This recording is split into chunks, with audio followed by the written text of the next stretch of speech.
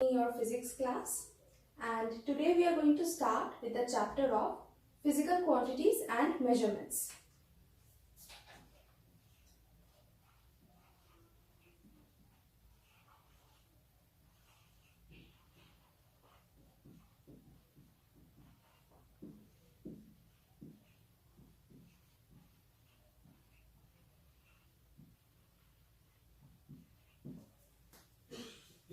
Now, physics is a subject of which a major part consists of the measurement of physical quantities. Now, physical quantities, we have learned a lot of physical quantities in our previous classes also. And in this chapter particularly, we will be concerned with certain physical quantities, important ones like density, volume, etc. So, let us start with density first. Now, you have seen that it is within our common experience that suppose we have 1 kg of iron and 1 kg of cotton. Now, though both of their masses are same, we see that 1 kg of iron occupies a very small volume as compared to 1 kg of cotton, which occupies a larger volume. So, why does this difference arise? Why is it so that even if two masses of different substances are same, they occupy different volumes? Or two volumes of different substances, even though the volumes are same, their masses are different. What causes this difference? This difference is mainly caused by density. Now, what is density? Density is defined as the mass per unit volume of a body. The mass per unit volume of a body is called density. So, density mathematically can be written as density is equal to mass of a body divided by the volume of a body. Density is equal to the mass of the body divided by the volume of the body. Now, if the formula of density is mass by volume, what will the unit of density be? The unit of density will be the unit of mass divided by the unit of volume. There are two types of units, SI units and CGS units. So, let us see the SI unit first.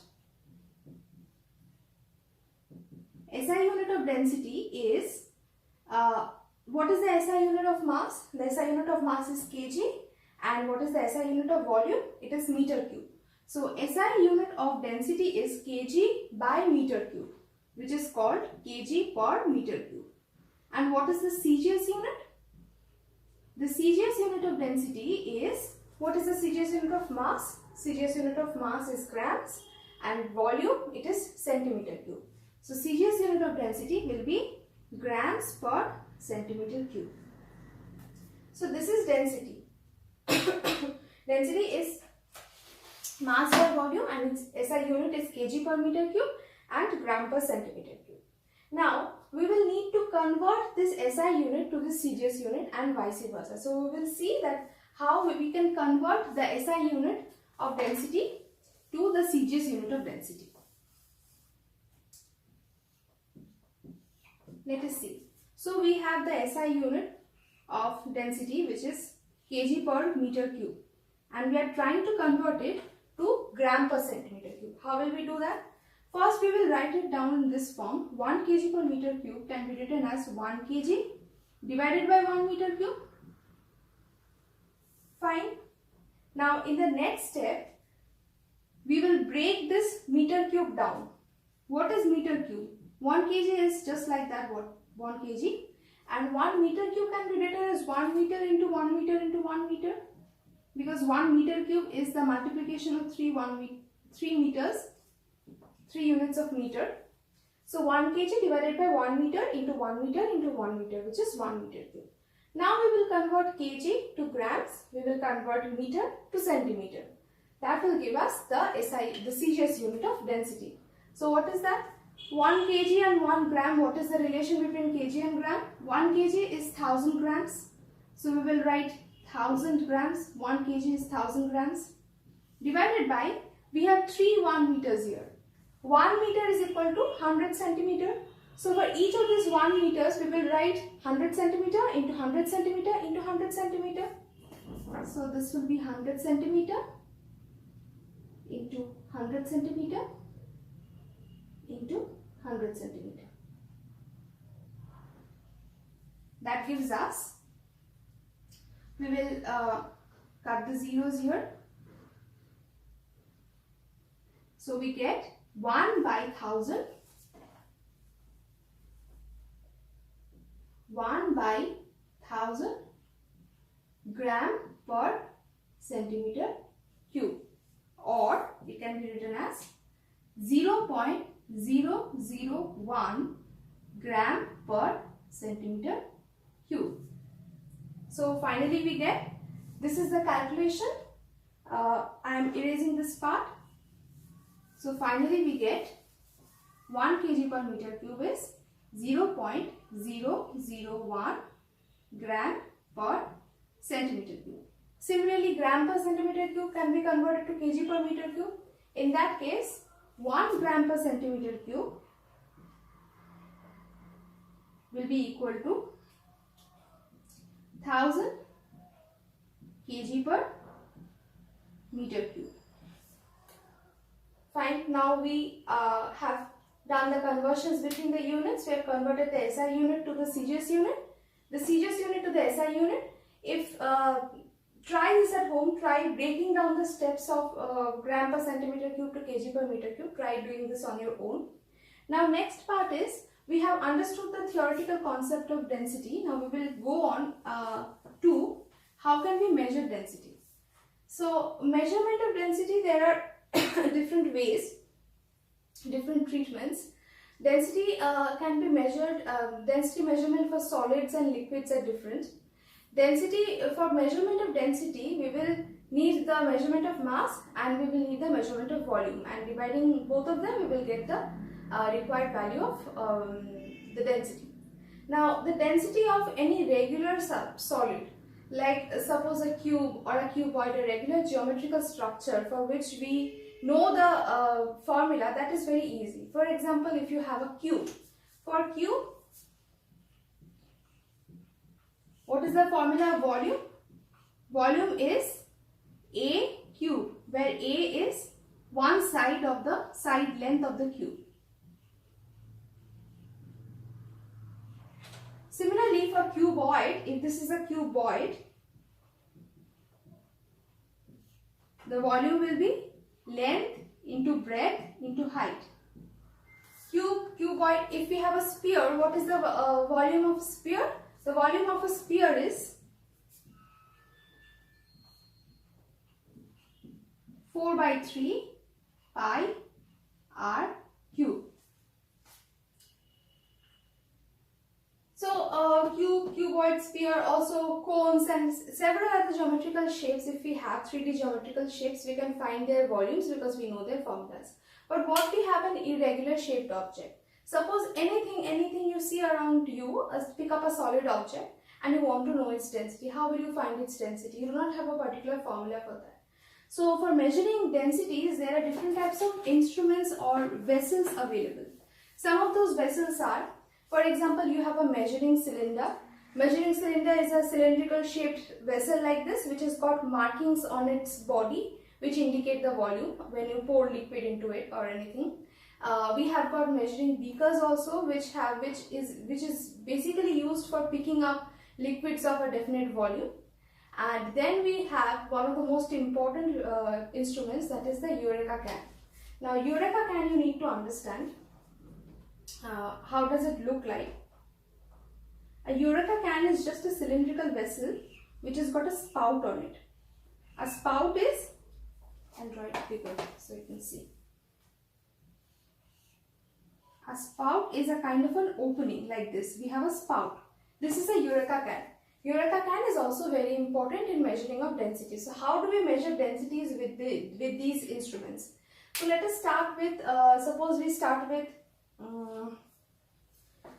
the measuring cylinder. How do we measure the volume of an irregular solid with a measuring cylinder? So measuring cylinder looks like this. You have a cylindrical shaped vessel.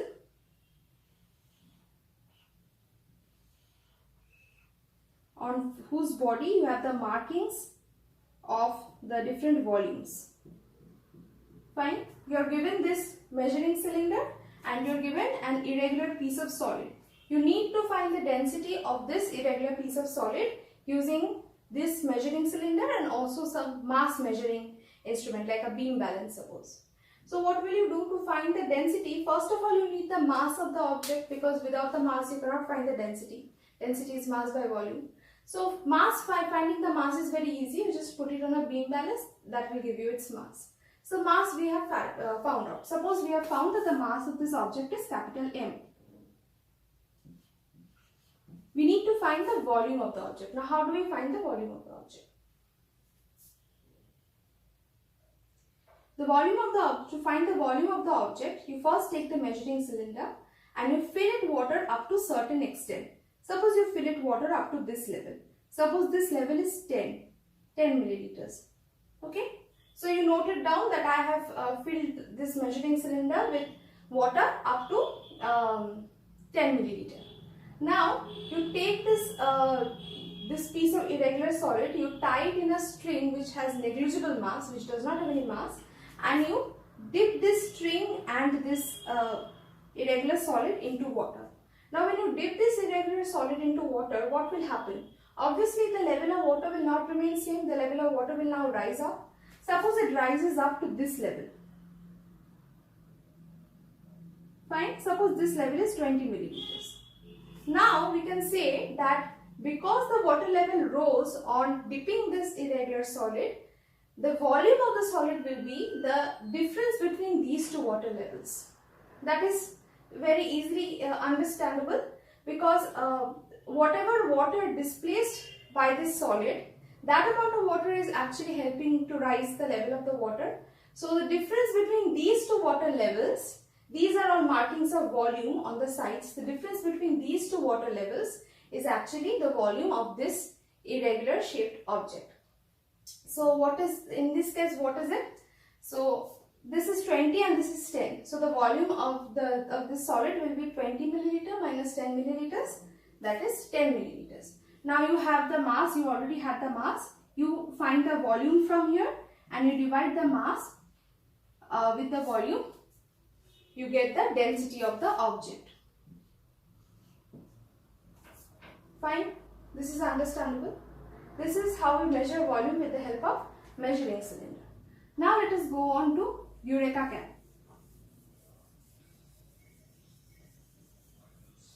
Now Eureka can, I showed you just now, Eureka can is like a measuring cylinder, but it has got a spout on its side. So we have a spout here. What we do first is, we fill this Eureka can up till just below the spout. It has to be completely filled up till this, just below the spout. For that, what you do, you fill it to some more extent, and the rest of the water, the extra water, flows out of the spout, and you have water just up till this level. Now what you do, you take the irregular shaped object. You have already found out the mass with the help of beam balance, and again you dip it inside this water with the help of a string of negligible mass. Now again the water level will rise up. Now the water level, as it rises up, there is an opening on this side. So what happens? The water level rises up and it flows out of the Eureka can. And when it flows out, you collect this water in a measuring cylinder. The water gets collected here, and when the water gets collected here, you can easily find the reading of its volume on the body of the measuring cylinder. There are markings on the body of the measuring cylinder, which will give you the volume of this volume of the water that has been displayed, and the volume of the water displaced will be equal to the volume of the body. Now you already have the mass of the body from the beam balance, which is capital M. You have the volume of the body. From this Eureka can method. You divide the mass with the volume. You get the density of the object. This is how you find out densities of objects which are irregular in shape. So today we will do up till this, and in the next class we will continue.